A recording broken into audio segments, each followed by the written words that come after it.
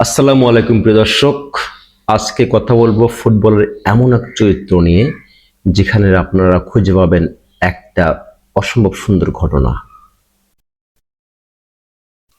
Football শুধু পায়ের জাদু, শক্তিমত্তা, দলগত কৌশল কিংবা কোচের পরিকল্পনা এবং শুধু সামষ্টিক বিষয় নয়। ফুটবল এমন একটি খেলা যেখানে প্রত্যেকটা খেলোয়াড়কে তাদের মস্তিষ্ক ঠান্ডা রাখতে হয়, একই সাথে তাদের মেজাজ এবং মন, মস্তিষ্ক এবং ষড়রিপু খুব ঠান্ডা রাখতে হয়। উত্তেজনা কোনো মতেই হওয়া যাবে না। রাগ এবং নিজেকে নিয়ন্ত্রণের এক অসম্ভব শক্তি প্রত্যেকটা ফুটবলারের থাকতে হয়। চলুন আজকে এইরকমই একটা গল্প শুনব। সালটা 2006। অবসর ভেঙে ফ্রান্সের কিংবদন্তি জিনেদিন জিদান আবার ফুটবল আগমন করেন। ফ্রান্সকে 2006 সালের বিশ্বকাপ ফুটবল ফাইনাল ম্যাচে উন্নীত করেন। ধাপে ধাপে ধাপে ধাপে জিনেদিন জিদান তার ব্যক্তিগত নৈপুণ্যে ফ্রান্স দল পৌঁছে যায় ফাইনালে। ফাইনালে ফ্রান্সের প্রতিপক্ষ তিনবারের বিশ্ব চ্যাম্পিয়ন ইতালি। তারিখটা 2006 সালের 9 জুলাই। দর্শক মনে রাখবেন, তারিখটা 2006 সালের 9 জুলাই। খেলা হচ্ছে জার্মানির বার্লিনের অলিম্পিয়াসদিয়ন স্টেডিয়ামে। জমজমাট আয়োজনে খেলার ফাইনাল শুরু হয়। এক পাশে ফ্রান্সের জিনেদিন জিদান, অন্য পাশে ইতালির প্লেমেকার আন্দ্রে পিরলো। বাঁশি শুরু হওয়ার পর 7 মিনিটে প্লান্টি পায় ফ্রান্স।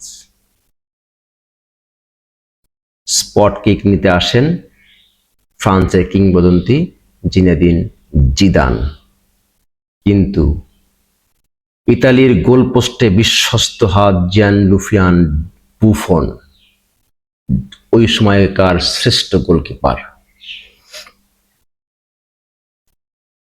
জিনেদিন জিদান শট নেন এবং গোল করেন। এমন সুন্দর গোল করেন, খালি কোনো মতে বারে লেগে বলটা জালে জড়িয়ে যায়। 1-0 এগিয়ে যায় ফ্রান্স 7 মিনিটে।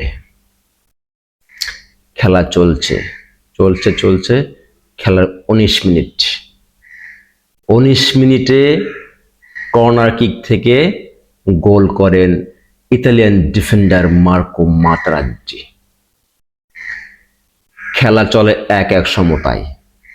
দুই দলের চমৎকার খেলার নৈপুণ্যে 90 মিনিট শেষ হয়।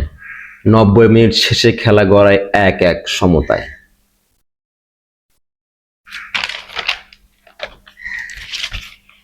খেলা শুরু হয় অতিরিক্ত 30 মিনিটে। রেফারির বাঁশি বাজার সাথে শুরু হয় অতিরিক্ত 30 মিনিট।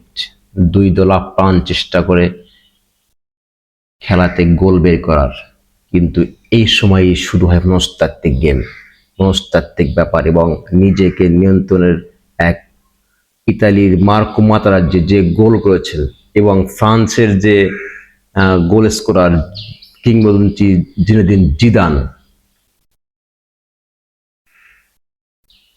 বেশ কয়েকবার মার্কো মাতেরাজ্জি জিদানকে উত্তেজিত করার চেষ্টা করেন, কিন্তু ব্যর্থ হন।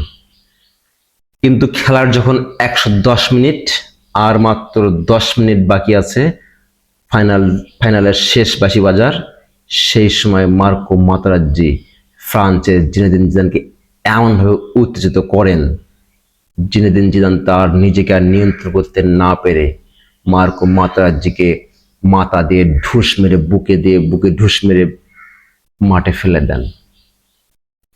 বিষয়টি রেফারির চোখ এড়ায়নি। সাথে সাথে এসে বিষয়টা শুনে লাল কার্ড দেন ফ্রান্সের জিনেদিন জিদানকে। জিদান মাঠ থেকে বেরিয়ে যান।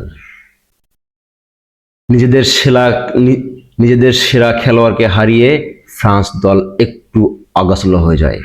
এই 10 মিনিট ফ্রান্স আর ভালো খেলতে পারে নাই। ফলাফল যাই তাই, 1-1 সমতায় নির্দিষ্ট টাইমের খেলা শেষ।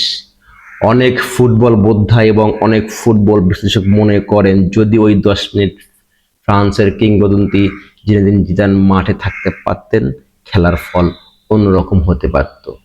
2006 সালেই ফ্রান্স তার দ্বিতীয় বিশ্বকাপটা ঘরে তুলতে পারত, এটা অনেকেরই ধারণা। কিন্তু ফ্রান্সের জিনেদিন জিদান নিজেকে নিয়ন্ত্রণ, নিজের মেজাজ এবং রাগকে কন্ট্রোল করতে না পেরে একটা কাণ্ড ঘটিয়ে বসেন, যার ফলে তাকে লাল কার্ড দেখতে হয়। এই ছিল ফ্রান্সের সেই মনস্তাত্ত্বিক যুদ্ধের মারাত্মক পরিণতি। নির্দিষ্ট সময়ের খেলা শেষে ইতালি প্লান্টি শুটআউটে ফ্রান্সকে পরাজিত করে তাদের চতুর্থ বিশ্বকাপটা ঘরে তোলে। এভাবেই সমাপ্তি হয় একটি মনস্তাত্ত্বিক যুদ্ধের। সুতরাং ফুটবল শুধু পায়ের জাদু এবং দলগত সমষ্টি এবং পরিকল্পনা নয়, এখানে ফুটবলারদের মেজাজ এবং রাগকে নিয়ন্ত্রণ রাখার এক অসম যুদ্ধে লিপ্ত হতে হয়।